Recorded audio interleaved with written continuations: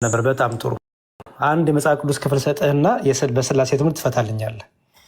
የዮሐንስ ወንጌል ምዕራፍ 14 ቁጥር 10 ላይ ኢየሱስ ክርስቶስ እንዲህ አለ። የዮሐንስ ወንጌል ምዕራፍ 14 ቁጥር 10 እኔ በአብ እንዳለው አብን በእኔ እንዳለ አታምኑምን አለ። እኔ በአብ እንዳለው አብን በእኔ እንዳለ አለ። እኔ በአብ እኖራለሁ አብን በእኔ ይኖራል አለ አይደል?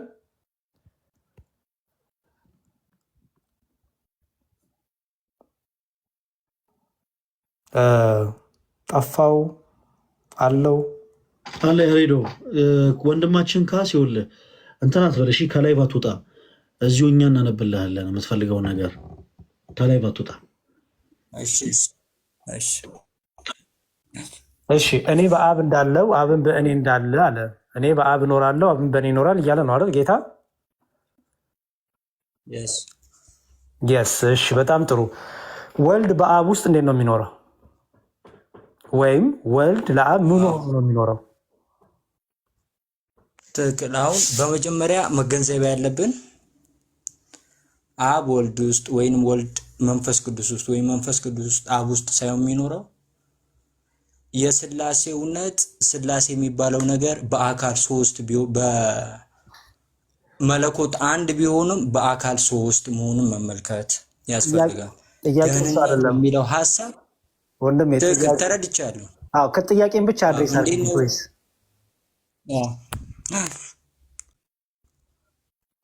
ጥያቄን አድሬስ አድርግልኝ። አብ በወልድ ወልድ በአብ ውስጥ እንዴት ነው የሚኖረው?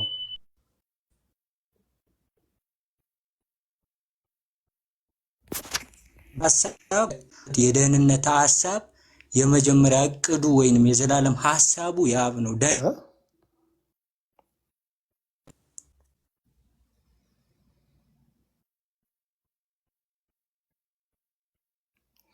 እየተሰማችሁ ነው ወይስ ከኔ ነው ዝም ያለው? ዲያቆን ምንም እየተሰማን አይደለም።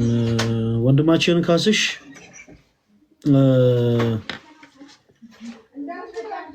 እሺ በቃ ይብቃው። በቃ ኔትወርክ የሚይዛቸው ከሆኑ ሌላ ሰው እድል እንስጥ። ጀርሚ ሲሳይ ከዘሮ ምን ይላል? ሲሳይ ከዘሮ እንደ ሀሳብ ውይይቱ በእንግሊዝኛ ቢሆን ኧረ ጌታዬ። እሺ ጩና የሚል አካውንት ጩናን ከማውራት በፊት ዲያቆን አንድ መልእክት ብቻ ላስተላልፍ። አንድ ቁጥር የምትጽፉ ሰዎች ኦርቶዶክሳውያን ፈጽሞ አንድ ቁጥር አትጻፉ። ለምን መሰላችሁ? እኛውን ፕሮቴስታንቶችን ልንስባቸው ስንል አንዳንድ ኦርቶዶክሳውያን መናቃችሁ እየጻፋችሁ ስለሆነ ልንስባችሁ አንችልም እና አሁን የእናንተ ጊዜ ሲሆን እንስባችኋለን። ፕሮቴስታንቶች ብቻ አንድ ቁጥር ይጻፉ። ቀጥል ዲያቆን። ወይ ሲሳይ። እሺ ጩና የሚል አካውንት ይሰማል? ይሰማል። ሰላም እንደምን አለ? ሰላም እንዴት ናችሁ? እግዚአብሔር ይመስገን። ከየት ቤተ እምነት ነው ጩና? መካነ ኢየሱስ። ከመካነ ኢየሱስ። መልካም። እሺ ያሬዶ ቀጥሉ። በቃ ያው ስላልተወያያችሁ ብዬ ነው ከቀደሙ ልጅ ጋር። ከዛ ቀጣይ ላይ እየተቀያየረ ነው። እሺ ሌሎች ወንድሞች ታላቅ ወንድሞችም ካሉ እኔ አንድ ስለሆንን ምንም ችግር የለም። ሌላ ሰው ቢቀጥል እኮ ይቀጥል ዲያቆን፣ ችግር የለም። ያሬዶ ያው ከቀደሙ ልጅ ጋር ምንም ሀሳቡን አላወራችሁበትም ብዬ ነው። ኦኬ እሺ ጩና ሰላም ብያለሁ። ሰላም ናችሁ? እግዚአብሔር ይመስገን።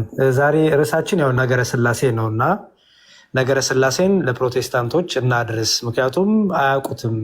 ብዙ ጊዜ ስለ ስላሴ ስናወራ ስለ ኢየሱስ ብቻ አውሩን፣ ስለ ኢየሱስ ማውራት ብቻ ነው የሚያድነው ይሉናል እና ያንን እስቲ በደንብ እናጥራ ብለን ነው። ኦኬ ቅድም የጠየኩን ጥያቄ ስለሰሙኝ ልቀጥል በዛው። አብ በወልድ ውስጥ ወልድ በአብ ውስጥ እንዴት ነው የሚኖረው? መንፈስ ቅዱስ በአብና በወልድ ውስጥ እንዴት ነው የሚኖረው ማለት ነው ባጭሩ። ይህን በስላሴ ትምህርት ያስረዱኝ። እንግዲህ የስላሴ አስተምሮ በመጽሐፍ ቅዱስ ውስጥ ነው። እንግዲህ መጽሐፍ ቅዱስ በአውድ ውስጥ ኢየሱስ ክርስቶስ በእኔ ውስጥ አብ ይኖራል አለ። እኔ የምናገረው ቃል ከኔ ከራሴ የምናገረው ቃል አይደለም፣ አብ በእኔ የሚኖር አብ የሚናገረው ቃል ነው አለ። እኔ ደግሞ ወልድ ውስጥ ደግሞ በአብ ውስጥ ወልድ አለ፣ በወልድ ውስጥ መንፈስ ቅዱስ አለ፣ መንፈስ ቅዱስ አብ ወልድ መንፈስ ቅዱስ አለ። አንዱ አካል በሌላው አካል ውስጥ ይኖራል፣ ሙሉ ነው እግዚአብሔር የሚል መረዳት ነው ከአውዱ የምናገኘው። ፈርዘር ኤክስፕላኔሽን ይቅርታ፣ ቆይ አንዱ አካል በአንዱ አካል ውስጥ ይኖራል ነው ያሉ። ማለትም ለምሳሌ አብ ምን አለ? ወልድ ምን አለ? ኢየሱስ በእኔ ውስጥ አብ ይኖራል አለ። ስለዚህ በክርስቶስ ኢየሱስ ውስጥ ከክፍሉ ላይ እንዴት የሚለውን ነገር አላብራራውም። ያው እኛ ፕሮቴስታንቶች ከአውደ ምንባብ ውስጥ ነው የምንገባው። ከአውደ ምንባቡ ላይ በአውደ ምንባብ ውስጥ ጥያቄ ካለ በአውደ ምንባብ ነው ሀሳቤ ገብቷል። ዮሐንስ 14 ላይ ኢየሱስ ያለው ምንድነው? በእኔ ውስጥ አብ ይኖራል አለ። በአካል ነው የሚኖረው። አንድ ቆይ ተደማመጠ። በአካል ነው የሚኖረው አይደለም፣ በአንዱ አካል ይኖራል። ያው አብ በወልድ ውስጥ ይኖራል ነው። አብ አካላዊ ራሱን የቻለ አካላዊ ነው። ወልድ ራሱን የቻለ አካላዊ ነው። መንፈስ ቅዱስ ራሱን የቻለ አካላዊ ነው። ሶስት አካል እንጂ አንድ አካል አይደለም። በጣም ጥሩ። ስለዚህ እሺ፣ አንድ ቆይ ተረጋጋን ፕሊዝ። እሺ፣ አብ ለወልድ ምኑ ነው? አብ ለወልድ አባቱ። እሺ፣ ወልድ ለአብ ምኑ ነው? ልጁ። መንፈስ ቅዱስ ለአብ እና ለወልድ ምንድን ነው? እስትንፋስ ወይም ደግሞ መንፈስ። እሺ፣ ወልድ ለመንፈስ ቅዱስ ምንድን ነው? ወልድ ለመንፈስ ቅዱስ ሕይወቱ ነው ወይም ደግሞ መንፈሱ ነው። የኢየሱስ መንፈስ ስለሚል መንፈሱ ነው። ወልድ ለመንፈስ ቅዱስ አይደለም። መንፈስ ቅዱስ ለወልድ ማለትም መንፈስ ቅዱስ የኢየሱስ መንፈስም ተብሎ ተጠርቷል። ስለዚህ የኢየሱስም መንፈስ ነው፣ የወልድ መንፈስ ነው። ጥያቄ፣ ወልድ ለመንፈስ ቅዱስ ምንድን ነው? ኦልሬዲ ሪቨርስ ማድረግ ትችላለህ። ማለትም ለምሳሌ የአብ መንፈስ ቅዱስ ማለት ይሄ ለወልድ መንፈስ ቅዱስ መንፈሱ ከሆነ መንፈስ ቅዱስ ደግሞ ለወልድ ሕይወቱ ነው ማለት ነው፣ ወይም መንፈሱ ነው። ወልድ ለመንፈስ ቅዱስ ምንድን ነው ጥያቄ? የአባቱ መንፈስ ወይም ደግሞ የራሱ መንፈሱ ነው። አንዱ ማለት የወልድ መንፈስ መንፈስ ቅዱስ ነው። ይሄ ነው መጽሐፍ ቅዱስ ያልኩት እኔ ጥያቄ። ወልድ ለመንፈስ ቅዱስ ምንድን ነው? እስኪ ንገረኝ አንተ። እኔ እንጃ። አሁንማ እኛ እየጠየቅን ነው። ካላወቁት ፓስተሮትን ጠይቀው እንዲመጡና አይ ፓስተሬን አልጠይቅም። መጽሐፍ ቅዱስ የሚለውን ያህል እየነገርኩ ነው። የኢየሱስ መንፈስ መንፈስ ቅዱስ ከሆነ ለምሳሌ ኤግዛምፕል ላስረዳ እኔ በአንተ ማለት ነው። ምክንያቱም ወልድ ለመንፈስ ቅዱስ መጽሐፍ ቅዱስ የሚለው ወልድ ለመንፈስ ቅዱስ እየመለስኩልህ እኮ ነው። ወልድ ለመንፈስ ቅዱስ ምንድን ነው? ቀላል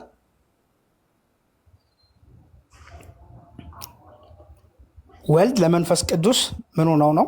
ቃሉ ነው። እሺ ምኑ ነው? ቃሉ ነው። ኦኬ በጣም ጥሩ፣ ቃሉ ነው። ስለዚህ ወልድ ለመንፈስ ቅዱስ ቃሉ ነው። አሁን ኦንቶሎጂ ኩነት የሚለውን ትምህርት ይቀበላሉ ማለት ነው እርስዎ አይደል? ቴዎሎጂካሊ አንዳንዱ ኤክስፕላኔሽን ውስጥ ላላውቀው እችላለሁ። በጣም ጥሩ። መጀመሪያ እንደዚህ የሚቀበል ፕሮቴስታንት ስላጋጠመኝ፣ ምክንያቱም ይሄን ብዙዎቹ አይቀበሉን ነበር። ወልድ ለአብና ለመንፈስ ቅዱስ ቃል ነው ስንል አይቀበሉንም። መንፈስ ቅዱስ ለአብና ለወልድ እስትንፋስ ነው ህይወት ነው ስንል አይቀበሉን ነበር። እንደዚህ አይነት ትምህርት የለም ይሉን ነበር። እና በጣም አሪፍ ይሄን መረዳት ካሉት አይገስ በጣም ጥሩ ነው። እሺ እስቲ አካል ልናገር፣ ይቅርታ። እሺ የስላሴ አስተምሮ በምናይበት ጊዜ ሐዋርያት የተጠቀሙት ተርሚኖሎጂ አለ አይል መጀመሪያ ላይ በሐዋርያት አይደለም የተጀመረው። የስላሴ ልናገር ሀሳብ ገብቶኛል። ሐዋርያት ኢየሱስም ሲናገር የተጠቀመው ተርሚኖሎጂ አለ። ስክሪፕቸራል ተርሚኖሎጂዎች የሚባሉ አሉ አይደል? የስላሴን ትምህርት ከብሉይ ኪዳን ጀምሮ ነው የጀመርነው። ቃላቱን ከመጀመሪያው ከዘፍጥረት ጀምሮ አለ፣ ቃላቶቹ አሉ። ማለትም እያልኩ ያለሁት መጽሐፍ ቅዱስ የተጠቀመው ቃል አለ ልል ፈልጌ ነው። ስላሴን ትምህርት ያብራራበት የራሱ ቃል አለ። ተርም እሱን ቃል እኮ ነው የተናገርኩት። ለምሳሌ ሜዲካል ትምህርት ይቅርታ እንደ ልናገርን ሀሳቤን ታረመኛለህ ተሳስቼ ከሆነ። እኔ እኮ አልገባኝም። ማለት ቃሉ የለም ነው ላብራራ፣ ሀሳቤን ላብራራ እና ታረመኛለህ እንዲገባ። ኦኬ እሺ።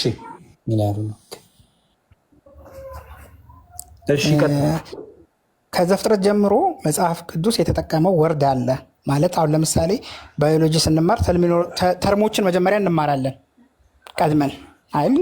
ይሄ እነዚህ ተርሞች እንማራለን። እነዛ ተርሞች ዲፋይን ይደረጋሉ። በዛ መሰረት ነው። ስለዚህ መጽሐፍ ቅዱስ የተጠቀማቸው ወርዶች አሉ፣ ተርሞች አሉ። በኋላ ደግሞ ኤርሊ ቸርች ፋዘርስ ሄራሲን በሚከላከሉበት ጊዜ የተጠቀሟቸው ያዳበሯቸው ተርሞች አሉ፣ ወርዶች አሉ። እንደሱ እያልን ከምናልፈው ይንገሩኝ። ለምሳሌ በብሉይ ኪዳን የስላሴን የተጠቀምነውን ቃል ንገሩኝ። ለምሳሌ ምን ምን ተብሏል ለስላሴ? ለምሳሌ መንፈስ ቅዱስን በምናይበት ሰዓት እንደዚህ አደባሰውን ከምናልፈው ለምሳሌ ስለ ስላሴ በብሉይ ኪዳን ምን ምን ቃላት አሉ? ለምሳሌ ዘፍጥረት ላይ ነው የስላሴ ሀሳብ የሚጀምረው። ሰውን በመልካችን እንደ ምሳሌያችን እንፍጠር የሚለው ከዛ ነው። የስላሴ ሀሳብ ማለት እንፍጠር ነው እንጂ ልፍጠር አላለም። ኑ እንውረድ የሚልበት ክፍል አለ እግዚአብሔር ከራሱ ጋር እየተናገረ። ስለዚህ እነዚህ ተርሞች አሉ። በብሉይ ኪዳን እግዚአብሔር ከአንድ በላይ አካላት እንዳሉ በአንዱ እግዚአብሔር ውስጥ እግዚአብሔር አንድ እንደሆነ ቢያውቁም ከአንድ በላይ አካላት እንዳሉ የተገለጸበት አለ። ወልድ ጥቂት ቦታ ላይ ልጅ ተብሎ ተገልጿል። ለምሳሌ ምሳሌ ላይ አለ ልጅ የሚለው ዳዊት መዝሙረ ዳዊት ላይ አለ። አንተ ልጄ ነህ እኔ ዛሬ ወልጄሃለሁ ከሚለው ክፍል ጀምሮ ብዙ ቦታ አለ ልጅ የተባለበት ቦታ። መንፈስ ቅዱስም የእግዚአብሔር መንፈስ እየተባለ ተገልጿል። እሺ አንዴ በጣም ግን እየተረጋጋ ዲቴል ግን ሶስትነቱ አልተገለጸም። ኤክስፕሌን እሺ አንዴ በጣም እየተረጋጋሩኝ። ኦኬ ጥሩ እሺ። አሁን እኛ የስላሴ ትምህርት ከብሉይ ኪዳን ጀምሮ እስከ አዲስ ኪዳን የምንጠቀመውን ቃላት ለምሳሌ እስትንፋስ፣ ህይወት የሚለውን ቃል የሚለውን እነዚህን ሁሉ ከብሉይ ኪዳን ጀምሮ የሚጠቀመው ነው።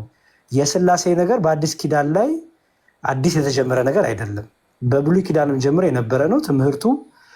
እግዚአብሔር ማንነቱን በሶስትነቱ የገለጠበት ሁሉ የተቀመጠ ነው ማለት ነው። ኦኬ አሁን በስላሴ ትምህርት ሶስትነት በምንድን ነው ሶስትነት? ለምሳሌ እግዚአብሔር አንድም ሶስት ነው እንላለን። ሶስትነቱ በምንድን ነው? ለምሳሌ ሶስትነቱ በአካል ሶስት ነው። ሌላስ? በግብር ሶስት ነው። ሌላስ? በአካል በግብር ኦኬ ይሄ ይበቃኛል። እስኪ እንትን ላል ማለት ጀስት በአካልና በግብር ሶስት የተለያዩ አካላት አሉ። እሺ ግብሩ ምንድን ነው? በግብር ሶስት ሲባል እንዴት ነው? ለምሳሌ አብ ሀሳብ ያቀደው አብ ነው። የፍጥረትን አቃጅ አብ ነው። ወልድ ለእኛ የተሰቀለው መጦ ይሄ ድነትን መጦ ቃል ስጋ የሆነውና መጦ የተረከልን አብን ወልድ ነው። ስለ ስላሴ ስናወራ ሶስት የተለያዩ አካላት ናቸው ነው። ለምሳሌ አብ አልተሰቀለም፣ ገብቶኛል። በአካል የተለያዩ ናቸው ነው። አይደለም እሱ ግብር ነው እያወሩኝ ያለው ስለ አካል አይደለም። ስለ ግብር የሚለውን ግብር። ስለዚህ የአብ ግብሩ ምንድን ነው? ማቀድ ነው ግብሩ፣ መምረጥ።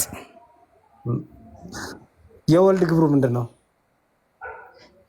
የወልድ ግብሩ አሁን ለምሳሌ በእርሱ በኩል ዓለምን ፈጠረ ስለሚል በወልድ በኩል ነው የተፈጠሩት። አሁን ምንድነው አንተ የኦርቶዶክስ ተርሚኖሎጂ አንተን ካልተገበር ነው ያልከኝ ነው። የፕሮቴስታንቱን አስተምሮ ብቻ ይንገሩኝ። የወልድ ግብሩ ምንድን ነው? ምንድን ነው የወልድ ግብሩ? ለምሳሌ አብ ዓለምን የፈጠረው በእርሱ በኩል በቃል በኩል ዓለምን ፈጠረ ስለሚል በወልድ በኩል ነው ዓለም የተፈጠረው። በፍጥረት ስራ ውስጥ እየነገርኩ እኮ ነው። በእኛ አስተምሮ ውስጥ እየነገርኩ ነው። ጌታ ያንተን ያስተምሮ ሳይሆን በእኔ አስተምሮ እየነገርኩ ነው። አንድ እየተደማመጥን ጩኸት ብቻ ሆነ። የአብ ግብሩ ስል ምን አሉኝ? ማቀድ አሉኝ አይደል? መፍጠር አሉኝ አይደል? በጣም ጥሩ። የወልድ ግብሩ ምንድን ነው? ከአብ የተለየው የወልድ ግብሩ ምንድን ነው? እሺ መፍጠርን ስናወራ ከአብ በወልድ በኩል ነው የተፈጠረው፣ በእርሱ በኩል ከአብ። ስለዚህ ፍጥረት ላይም አብ በወልድ በኩል ነው ዓለምን የፈጠረው። ስለዚህ ከናበበ የሚለው ፍጥረቱን ቃላቱን ከተህ ትርጉሙን ብትወስደው የተለያየ ነገር ታገኛለህ። ለምሳሌ በክርስቶስ ዓለምን ፈጠረ ይልሃን አብ። የወልድ ግብሩ በክርስቶስ ነው ዓለምን የፈጠረው በክርስቶስ ነው። ስለዚህ የፍጥረት ስራ ውስጥ በቃል የነገርኩህ እኮ ነው ብራዘር። የአብ ግብሩን አይደለም የጠየኩት፣ የወልድ ግብሩን የጠየኩት። አዎ የአብ ቃል የተፈጸመው በወልድ በኩል ነው። ፍጥረት ስራ አብ ሲፈጥር በወልድ በኩል ነው የፈጠረው። አንድ ስለዚህ የወልድ ግብሩ ምንድን ነው? ስራውን እየነገርኩ እኮ ነው ያለው። አብ የሚሰራውን ሁሉ ደግሞ ይሰራል። የአብን የነገሩኝ አብ በወልድ ፈጠረ አሉኝ። የወልድ ግብሩ ነው የፈለግኩት። ያው ስለዚህ በወልድ በኩል ሲፈጠር ወልድ እዚህ ጋር በእርሱ በኩል መፈጠር የወልድ ተግባር ነው። ሁሉ በእርሱ ሆነ ሲል በእርሱ ሆነ የሚለው ወልድን ነው። ስለዚህ በእርሱ መሆን የወልድ ግብር ነው። አሁን እኮ መፍጠር እኔ እኮ መፍጠር አብም ወልድም መንፈስ ቅዱስም ፈጣሪ ነው አይደል? ሶስቱ አካል ፈጣሪ አይደል? ሶስቱ አካል ልክ ነው። ሶስቱ ፍጥረት የሶስቱ ግብር ነው። እኔ የአንድነት አለ የጠየኩት ሶስትነት ነው። ሶስትነት አንድነት አይደበላለቅበትም። መፍጠር ሶስት ፈጣሪ የለም፣ አንድ ፈጣሪ ነው ያለው አይደል? በቃ እኔ የጠየኩት አሁን ስለ ሶስትነት ስለ አንድነት አልጠየኩም። ስለዚህ አንድነት ሲወራ ሶስትነት አይወራም፣ ሶስትነት ሲወራ አንድነት አይወራም። ለምሳሌ ሶስት ፈጣሪ ካልን አይሆንም። ሶስትነት ውስጥ ከተን መፍጠርን ለሶስትነት ከሰጠነው አይሆንም። ምክንያቱም ሶስት ፈጣሪ ወደሚል ክህደት ያመጣል። መለኮትን ለሶስትነት አንሰጥም፣ ለአንድነት ነው የምንሰጠው። ስለዚህ ልክ በዚህ መልኩ የአብ የወልድ የመንፈስ ቅዱስ ሶስት ግብራቸው ምንድን ነው? በቃ ይሄን የፈለኩት። ፍጥረት ውስጥ አብና ወልድ ያላቸው ሚና የተለያየ ነው እያልኩ ነው። በጣም ጥሩ፣ እሱን ያብራሩልኝ። የአብ የሚያደርገው በፍጥረት ውስጥ ወልድ የማያደርገው ምንድን ነው? አሁን አብ የሚያደርገው ወልድ የማያደርገው ነገር ተብሎ መጽሐፍ ቅዱስ ላይ አልተብራራም። መጽሐፍ ቅዱስ ላይ ባለው መሰረት ልንገርህ። አብ በወልድ በኩል ፍጥረትን ፈጠረ ካለ በኋላ መጽሐፍ ቅዱስ ሁሉ ነገር ከአብ እንደሆነ ይነግረንና በወልድ በኩል እንደሆነ ይነግረናል። አሁን ከአብ በኩል በወልድ በኩል ፍጥረት ተፈጥሯን ብሎ ይነግረናል። ከተባለ እኮ የተለያየ ነው። ከና በ የተለያየ ነው። ሀሳቤ ልጨርስና ልንገርህ። ሀሳቤ አሁን እየነገሩኝ ያሉት የግብር ትምህርት ትክክል አይደለም። እንዲያው ዝም ብዬ ላዳምጥ ብዬ ነው እንጂ ከአንተ የግብር አስተምሮ ጋር የተለያየ ከጴንጤ ማስተምሮ ጋር የተለያየ ነው። ባይዘወይ የግብር ሲብራራ በዚህ መልኩ አይደለም። የተለያየ ትምህርት ስላላችሁ ሜይ ቢ ትክክል ሊሆን ይችላል። ግብር ማለት ስራ ነው። ይቅርታ አድርግልኝና ሌላ ግብር ማለት የግዕዝ ቃል ነው። ስራ ማለት ነው። ተግባር ማለት ነው። የአብ ተግባር ምንድን ነው? የወልድ ተግባር ምንድን ነው? የጠየቀኝ ሌላ ዲፕ ነገር አልጠየቀኝም። ዲፕ ነገሩን ላስረዳው፣ ችግር የለውም። ሶስትነት ሲነገር ልዩ ሶስትነት ነው አይደል? ሶስትነት ላይ ሶስትነት የምናወራው ለምንድን ነው? አንድነቱን እያብራራን ስላልሆነ ነው አይደል? ስለዚህ ሶስትን ለምሳሌ አብ ወልድ መንፈስ ቅዱስ ካልን የአብ ግብሩ የወልድ ያልሆነ ግብሩ ምንድን ነው ነው ጥያቄው። የወልድ ግብሩ የአብ ያልሆነ ምንድን ነው? የመንፈስ ቅዱስ ግብሩ የወልድና የአብ ያልሆነ ምንድን ነው ነው ጥያቄው። ምክንያቱም ሶስትነት ነው የምናወራው። ሶስትነት ላይ ስናወራ ስለ ፍጥረት ካነሳን መፍጠር ማቀድ ለአንድ የሚወራ ነው እንጂ ለሶስትነት የሚወራ አይደለም። ምክንያቱም አብ በመፍጠር የራሱ ድርሻ አለው፣ ወልድ በመፍጠር የራሱ ድርሻ አለው ካልን ሶስት ፈጣሪ የተለያየ ድርሻ ያላቸው ሊያስቀምጡልኝ ነው። ስለዚህ እንደዛ ከሆነ ግልጽ ያስቀምጡልኝ። አብ በመፍጠር ውስጥ የራሱ ልዩ ድርሻ አለው ይበሉ። አንተ ወልድና መንፈስ ቅዱስ ፈጣሪ ናቸው ብለህ አታምንም? ስለ አንድነት ነው ያላወራው። ምንማ መፍጠር የአብም ጥያቄ ነው እኔ እየጠየቅኩ ነው ለአንተ። መንፈስ ቅዱስና ወልድ ፈጣሪ ናቸው ብለህ አታምንም? መፍጠር የአብም የወልድም የመንፈስ ቅዱስ ለአንድነት የሚናገር ነው። እኔ ጠየኩት ለሶስትነት ነው። እኔ ደግሞ ስለ መፍጠር ሳወራህ አብ በወልድ በኩል ፍጥረትን ፈጠረ ሲል የአብና የወልድን ሚና ለይቶታል እያልኩ ነው። ምንድነው ልዩነቱ? ልዩነቱን ያስረዱኝ። ምንድነው ልዩነቱ? የአብ ሚና ምንድን ነው? የወልድ ሚና ምንድን ነው? እሺ ልዩነቱን ላስረዳ። መጀመሪያ ቃላቱ ልዩነት እንዳለው የተረዳሁት ከእግዚአብሔር ቃል ከመጽሐፍ ቅዱስ ላይ አብ በወልድ በኩል ዓለምን ፈጠረ ሲል ሁለቱም እኩል ዝም ብሎ እኩል የፈጠሩ ቢሆን አብና ወልድ ፈጠሩ ይል ነበር። ግን ምንድነው ደጋግሞ የሚናገረው ከአብ በወልድ በኩል ይላል። ሁሉ ከእርሱ በእርሱ የሆነ አንድ አምላክ አብ አለን ካለ በኋላ ከሚለው ለአብ ከተጠቀመ በኋላ ሁሉ ደግሞ በእርሱ በኩል የሆነ ደግሞ ወልድ አለ፣ አንድ ጌታ ኢየሱስ አለን ይላል። አንደኛ ቆሮንቶስ 8 ክፍሉን ላውጣው። መጀመሪያ በተርሚኖሎጂ ደረጃ የገለጽኩልህ ነው። ሀሳቤ ገብቷል። ሁለቱም ቃላት ልዩነት አላቸው ነው ሳይሆን አንዴ ተርሚኖሎጂን ሰማ ነው እኮ ልዩነቱን ይንገሩኛል። መጀመሪያ ተርሚኖሎጂን ከሰማኸው ኦኬ ምንድን ነው መጽሐፍ አብራርቶታል ወይ በወልድ በኩል ሲል ዲፕሊ ይሄ ብሎ አብራርቶታል ወይ ካልከኝ እኔ እስካሁን የተብራራ አላገኘውም። ሀሳቤ ገብቷል። ስለ ዲፕሊ አላወራሁም እኔ። እርስዎ ምን አሉኝ? ልዩነት አለ አይደለ? አላሉኝም? ልዩነት እኮ የነገርኩህ። ልዩነቱን ይንገሩኝ። ለምሳሌ አብ በወልድ በኩል አልኩህ እኮ። አንዴ ስሙኝ። የአብ ከወልድ በመፍጠር ውስጥ ልዩነቱን ይንገሩኝ። ምንድን ነው ልዩነቱ? ነገርኩ። ሁሉ ከአብ ተፈጠረ አልኩ። ወልድ ፈጣሪ ያለው ለአብ ሰጠ ነው። ለወልድ አይነገርም? ከሚለው ለወልድ አይነገርም በሚለው ነው። አሁን ስሩ ሂም አብ ነው የፈጠረው ስሩ ወልድ እንጂ ለወልድ ከሚለው አይነገርም። ይነገራል። ምክንያቱም የአብ የሆነው ሁሉ የወልድ ስለሆነ። ወይ ማምታታት! ምንም ማምታታት አይደለም። ልዩነት አለው እኮ ቆይ ጩና አንድ ጥያቄ ልጠይቅህና አንተም አብራራልኝ መልስልኝ። ወንድማችን አንድ ጥያቄ ልጠይቅህና ይህን ከመለስክልኝ እኔ በቃ በግብር ልዩነት እንዳለ አምናለሁ። እሺ አንድ ጥያቄ ብቻ ልጠይቅ። አንድ ጥያቄ ብቻ ልጠይቅ። ይቅርታ አንድ የፈለገ አንድ ጥያቄ ልጠይቅ። ጩና እሺ እሺ ተረጋጋ እንጂ ወንድሜ። ያሬዱ የክህነት ትምህርትን ካለመረዳት የተነሳ እያለ ያለው በወልድ ስላለ ለክ እንዴት ነው የጆባ ዊትነሶች አይነት ትምህርት ማለት ነው። በወልድ ኦልሬዲ በቋንቋ ደረጃ ነው እንጂ ጩና የሚለያየው ልክ የጆባ ዊትነስ አይነት ትምህርት ነው እየነገረን ያለ ነው። ይሄ የክህነት ትምህርትን ካለመረዳት የተነሳ ይመስለኛል እንዲህ አይነት ሀሳቦች ይነሳል ያለው እና ያሬዶ ምናልባት ክህነትን በመጀመሪያ በተጠይቀው ክህነትን ተረድቶታል። እንደውሱ አሁን እኮ በግብር የሚለው እንግዲህ ሶስትነት ነው። አሁን ያልገባው ጩና ሶስትነትን ስናወራ አብ ልዩ የሚያደርገው ግብር አለው ከወልድ ወልድ ከአብ ልዩ የሚያደርገው ግብር አለው። መንፈስ ቅዱስ ከአብ እና ከወልድ ልዩ የሚያደርገው ግብር አለው ነው ጥያቄው። ይሄ ነው። አሁን መፍጠር እንዴት ልዩ ያደርጋቸዋል? ስላሴን በመፍጠር አብ ከወልድ እንዴት ልዩ ያደርገዋል? ወልድን ከአብ እንዴት ልዩ ያደርገዋል? ስለ መፍጠር ስናወራ ስለ አንድነት ነው የምናወራ፣ ስለ ሶስትነት አናወራ። በየትኛው በስላሴ ትምህርት ነው መፍጠር ለሶስትነት ተሰጥቶ የሚያውቀው?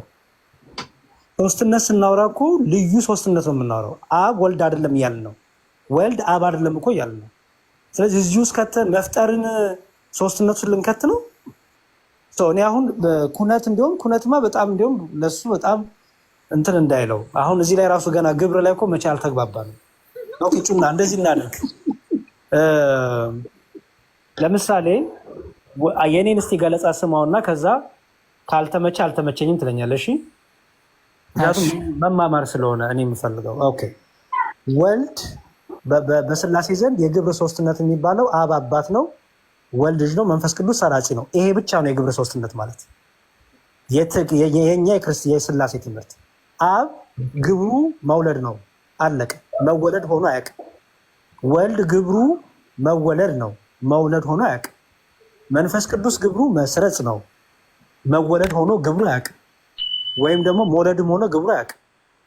መንፈስ ቅዱስ ከአብ ብቻ ይሰርጻል፣ ከአብና ከወልድ አይሰርጽም። ይሄ ልዩ የሚያደርገው በአካል ውስጥ ያለ በሶስትነት አካል በሶስት አካል ያለ ልዩ የሆነ ግብር ነው።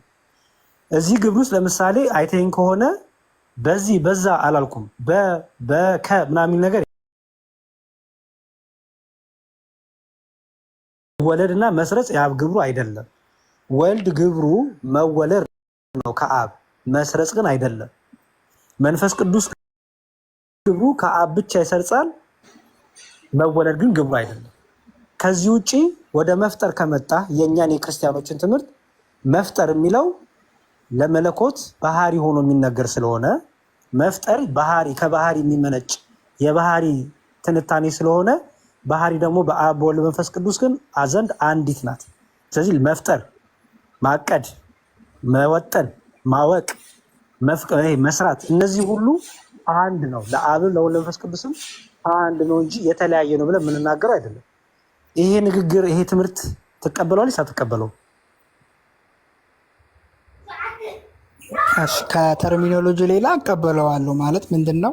እኔ ስማር የተማርኩትን ራሱን አሁን ያልከውን የተማርኩት ግን አሁን እኔ ግብር ሳይሆን ግብር የሚለውን የተረዳሁት እንግዲህ ተግባር ነው። ምናልባት ግዝ ስለማንጠቀም ሊሆን ይችላል።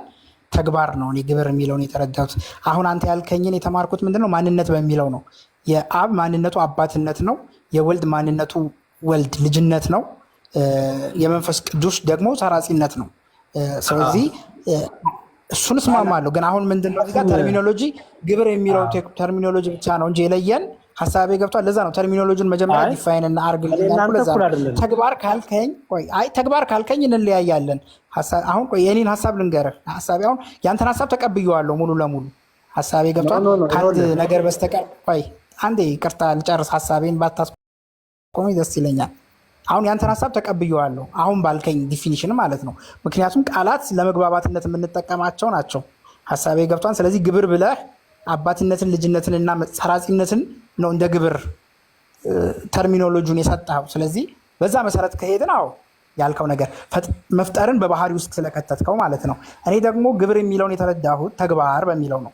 ለምሳሌ አብ ተግባሩ ምንድን ነው? ወልድ ተግባሩ ምንድን ነው? መንፈስ ቅዱስ ተግባሩ ምንድን ነው? የሚሰሩት ስራ ማለት አባቴ እስከዛሬ ይሰራን እስከ እኔ የምሰራ እየተረጋጋ ፕሊዝ። ኦኬ መስራት ባህሪ ነው ወይስ አይደለም? መስራት፣ ማከናወን፣ ማቀድ፣ መፍቀድ ባህሪ ነው ወይስ አይደለም? የባህሪ መገለጫ ነው እኔ እንደተረዳሁት። በጣም ጥሩ። ሶስት ባህሪ ነው ያለው ወይስ አንድ ባህሪ ነው ያለው? አንድ ባህሪ።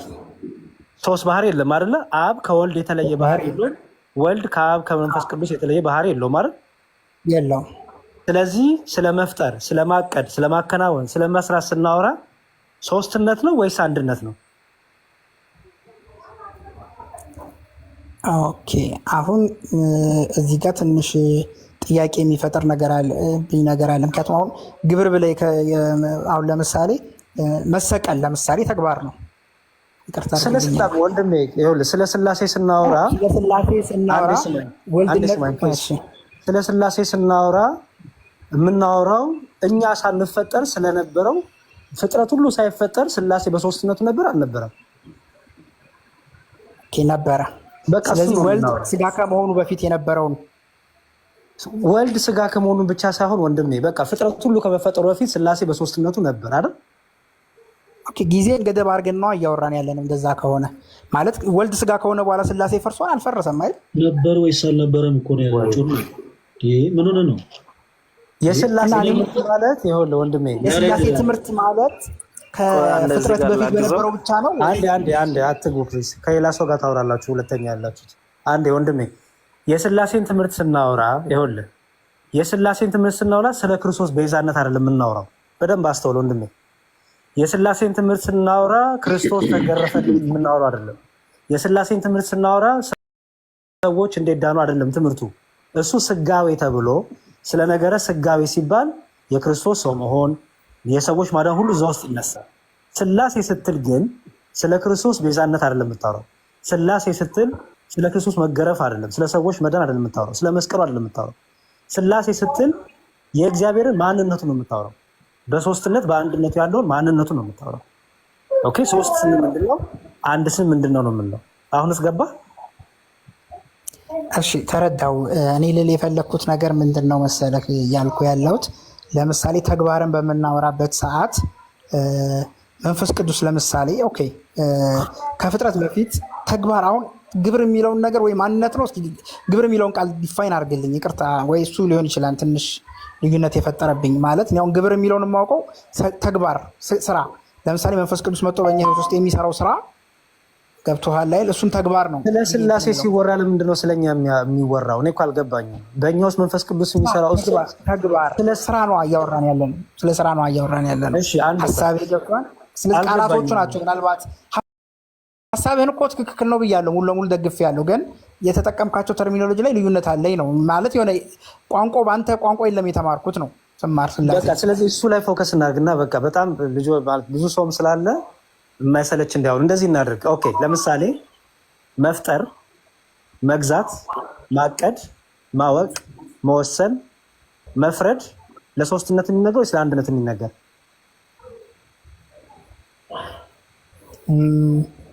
አሁን ብዙ ቃላቶችን አንድ ላይ የጨፈለቃቸው አብዛኞቹ ለአንድነት ይነገራሉ። ለሶስትነትም ለሁለትነት ለምሳሌ ይተናገራል። አሁን መፍረድን በምናነሳበት ሰዓት መፍረድ የሚለው ለምሳሌ ከመፍረድ ውጭ ሌላዎቹ ለአንድነት ይነገራሉ። በጣም ጥሩ በጣም ጥሩ። እሺ ለምሳሌ መፍረድ ላይ የአብ የወልድ መንፈስ ቅዱስ ልዩነቱ ምንድን ነው? ለምሳሌ ዮሐንስ 5 ላይ ኢየሱስ ክርስቶስ ምን አለ? አብ ፍርድን ለወልድ ሰጠው እንጂ አብ በአንድ ሰው እንኳ አይፈርድም የሰው ልጅ ስለሆነ ይላል። ስለዚህ ፍርድን አብ ለወልድ ሰጥቶታል። አብ አይፈርድም ስላለ ማለት ነው። መፍረድ ስለማይችል ሳይሆን የሰው ልጅ ስለሆነ ፍርድን ስለሰጠው ማለት ነው።